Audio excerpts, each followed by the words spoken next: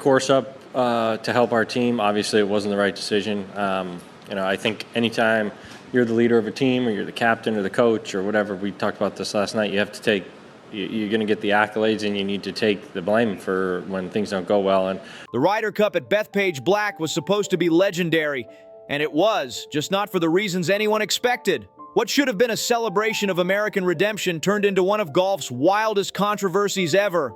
The final score? Practically background noise compared to the drama that unfolded. Sharp words flew between captains, the crowd lost control, and somewhere between the fairways and the rulebook, golf's sense of order completely cracked open. The whole event spiraled when an ancient, almost forgotten rule, the envelope rule, suddenly became the headline. This was meant to be the comeback story of the decade. Loud fans, a ruthless home advantage, and Keegan Bradley trying to lead Team USA through the storm. But when the Sunday singles ended, nobody was talking about birdies, clutch putts, or miracle shots anymore. The focus was on bureaucracy, confusion, and chaos. Here's what went down. Europe's star player, Viktor Hovland, pulled out with a neck injury. He has to choose the player on his team that he trusts the least. Ryder Cup's envelope rule came into effect in 1979, and what it says is that each captain has to put one name in an envelope. Under this bizarre Ryder Cup rule, both captains secretly write down one player's name before the tournament starts. A backup who sits out if the other side loses someone. This time, that unlucky name was Harris English. So when Hovland couldn't play, English was automatically benched, and their match was ruled a draw. Half a point each. No match, no drama, no showdown. The scoreboard ended 15-13 in Europe's favor, close enough to sting, but the optics? Disastrous. Instead of a heroic comeback, fans were left watching golf's most intense rivalry get decided by a technicality hidden in fine print. Team USA's energy got crushed by a rule most people didn't even know existed. By the time the closing ceremony hit, the atmosphere was thick with tension. Bradley stood stone-faced, looking like a man who'd just been robbed in broad daylight. Luke Donald smiled politely, too politely, while the crowd buzzed with anger and disbelief. Online fans were already calling the envelope rule the biggest joke in golf history. And honestly, they might be right. Because instead of a thrilling finale, golf fans witnessed red tape ruin what could have been one of the greatest Sundays ever. That night didn't feel like a victory celebration. It felt like the start of a full-blown investigation. The champagne stayed sealed, and the air around Team USA was thick with disbelief. Keegan Bradley didn't play politician. He didn't sugarcoat or dodge a single question. Minutes after Europe lifted that gleaming trophy, he faced the cameras with eyes still burning from the loss and dropped the line that shook the entire golf world. The United States team, before the Sunday singles matches even started, it involved an injury on the European side. Viktor Hovland pulled out of the singles because of a neck injury. Not a surprise. He was forced to pull out with that same injury yesterday in four-ball. It has to change. And he wasn't talking about missed putts, lineup choices, or the madness of the New York crowd.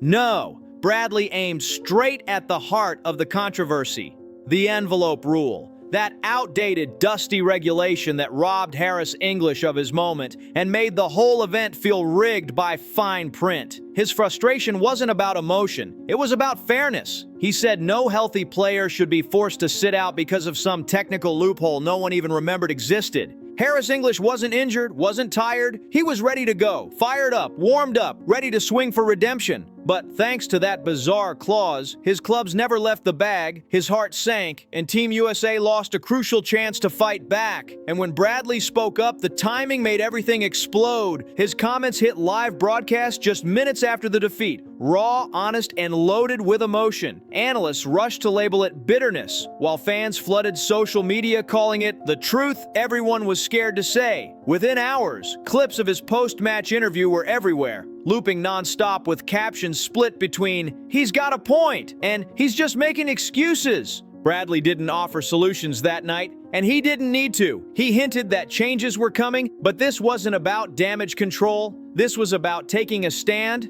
demanding justice, and refusing to let outdated rules decide modern battles.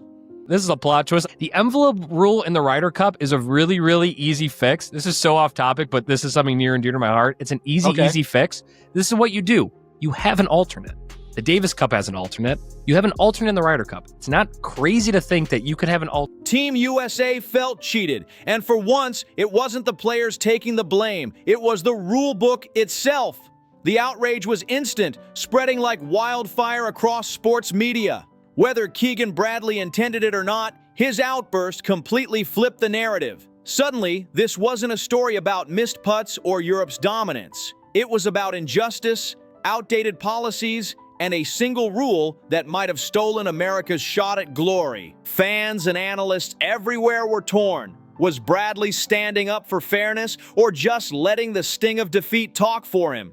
Either way, one thing was clear. His words hit harder than any drive that week. The debate exploded online, with golf purists defending tradition while newer fans demanded reform. Social feeds lit up with takes faster than tee times at sunrise. Then came Luke Donald. If Bradley was the fire at Bethpage, Donald was the ice-cold response that tried to calm the blaze. Smooth, measured, and impossible to shake, the European captain stepped up to the microphones like a man who'd been preparing for this exact moment. His tone wasn't defensive. It was deliberate, almost teacher-like, as if he was giving a calm history lesson to the entire golf world. Donald reminded everyone that the envelope rule wasn't some secret European trick. It's been a part of Ryder Cup tradition for decades. Both captains agree to it, both teams sign off on it, and every player knows it before the first ball even flies. He subtly implied that if Bradley had an issue with it, the time to speak up was before the tournament began, not during a heated press conference after a crushing home defeat. Decision was made a while ago that I wasn't playing.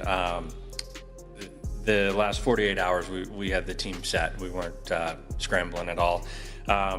This was a really tough decision. I would say there was a point this year where I was playing. But even with that icy composure, Donald didn't skip empathy. He showed genuine respect for Harris English and Viktor Hovland, acknowledging that nobody likes to see a healthy player sidelined. Still, his bottom line didn't budge. Rules exist for a reason, and they don't get rewritten just because the outcome hurts. In that moment, it was clear. This wasn't just a sports controversy anymore. It was a clash of philosophy, pride, and power inside golf's most prestigious battlefield. Luke Donald didn't just defend the rule, he doubled down on reason. He calmly warned that rushing to change rules out of pure emotion could destroy the very fairness the system was built to protect. To Donald, this wasn't about a single half point or even a victory. It was about the integrity of the game itself. He spoke like a man standing guard over golf's traditions, reminding everyone that not every controversy deserves a rewrite. While Bradley's voice trembled with passion,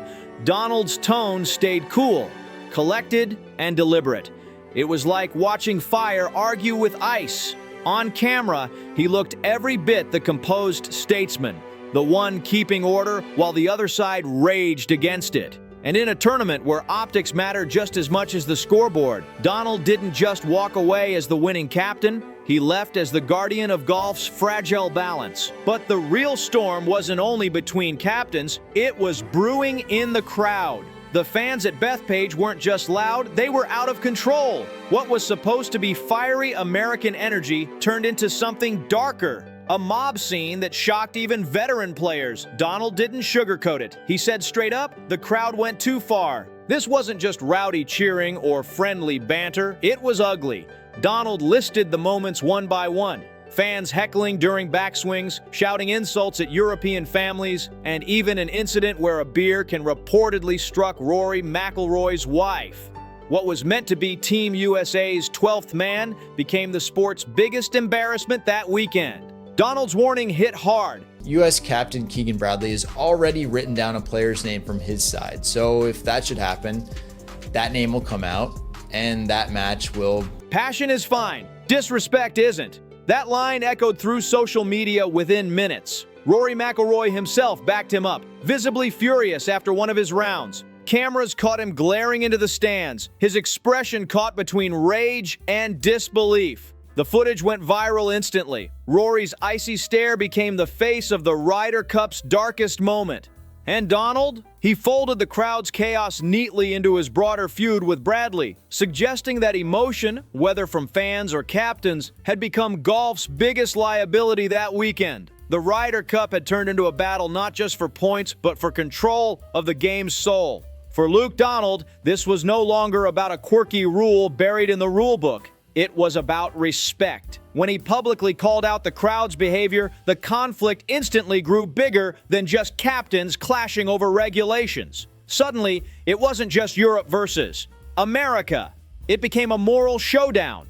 Europe was now defending the image of sportsmanship itself, while the U.S. looked like it was losing control of its own chaos. Bradley's silence on the crowd issue spoke volumes. He didn't say a word about the heckling or the beer throwing, and that silence made Donald's message even louder. In the court of public opinion, Europe appeared calm, principled, and united, while Team USA looked emotional, fractured, and at times hijacked by its own fans. What should have been Bethpage pride turned into Bethpage embarrassment. And Donald, he used that chaos to reinvent himself, not just as Europe's captain, but as golf's new moral guardian. Cool, calculated, and unshaken, he stood there like the grown-up in a room full of fireworks. Suddenly, fans around the world weren't asking who won the cup. They were asking who won the story. So who really came out on top? Bradley with his fiery passion and raw honesty, or Donald with his icy calm and unbreakable composure? Drop your thoughts below. This debate isn't cooling off anytime soon. Because trust me, the Ryder Cup drama is far from over. Every captain faces one nightmare decision before play even begins, choosing the one player he trusts the least, the name that gets sealed inside that dreaded envelope. And after this year's chaos, that tradition suddenly looks like a curse more than a rule. When the press conferences ended, the analysts pounced like vultures. The storyline split in two. Bradley, the fearless truth teller, or Bradley, the bitter loser. Golf Channel, ESPN, and Sky Sports ran segments for hours, dissecting his tone, his words, his body language, everything. Some praised him for calling out a dusty rule that's been hiding in plain sight for decades. Others dismissed him as emotional and short-sighted, reminding everyone that Team USA had once benefited from that exact same envelope rule years ago. Meanwhile, Donald's composure under pressure turned him into the media's golden boy. Commentators called him measured, mature, and steady, the kind of captain who commands respect even from rivals. He didn't just win the trophy, he won the narrative. Decades amongst the captain's agreement here at the Ryder Cup that each captain must submit an envelope to the other team, and that envelope will have a name of a player on their squad. Now, if there is an injury, there you see that rule. Bradley, meanwhile, got hit with every label in the book.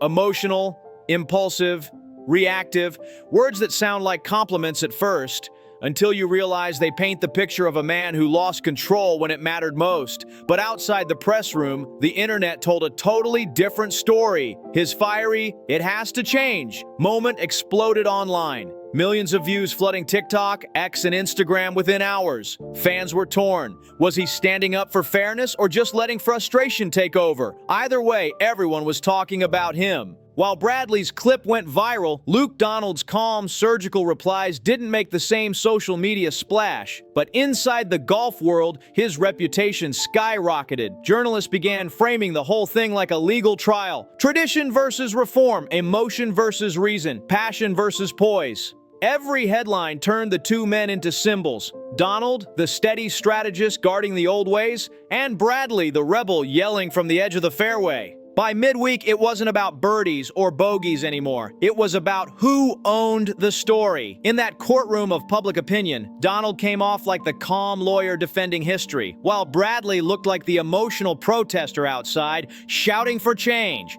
The Ryder Cup may have ended on paper, but its aftershocks were only beginning. And Bradley's three-word bombshell, "it has to change," cracked open a rule no one ever expected to question. Suddenly, the envelope rule wasn't just golf trivia anymore, it was under full review. Committees from the PGA, the DP World Tour, and Ryder Cup Europe were now feeling the heat, facing relentless pressure to rethink how this outdated policy fits into modern competition. Ideas started flying everywhere. Some argued captains should get to choose alternates in real time. Others said the affected team should earn a full point instead of just half. And then there were the bold voices calling for the envelope rule to be scrapped completely. But each proposal brought its own chaos. Would it break the balance of fairness? Would it give teams too much flexibility? Could it kill the very tension that makes the Ryder Cup what it is? What's undeniable is that Bradley didn't just complain, he forced the golf world to look in the mirror.